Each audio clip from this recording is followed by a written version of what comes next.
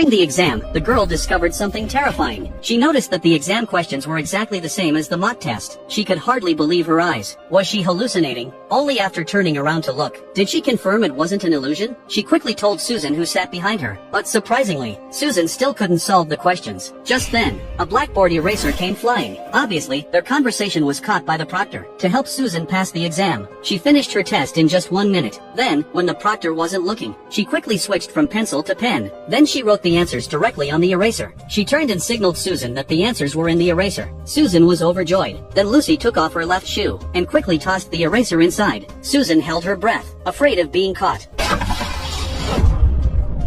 However, at that moment, they sensed the proctor might have noticed something. They were terrified, but surprisingly the proctor hadn't noticed. They finally breathed a sigh of relief. But it wasn't over yet. The worst was yet to come. Susan took off her right shoe, but due to using too much force, the shoe flew into the aisle. They panicked instantly. Fortunately, the proctor hadn't noticed yet. At this critical moment, Lucy had a bold idea. She quickly grabbed the test paper from her desk, then walked straight to the podium. The proctor looked completely confused. Lucy deliberately asked a childish question. "Do I need to write my name on the scratch paper?" The teacher asked if she'd never taken an exam before. Lucy took the chance to block the proctor's view. Susan quickly retrieved the eraser from the shoe. When Susan saw all the answers, she was overjoyed. Lucy secretly glanced at Susan. Sure enough, Susan got excellent grades. She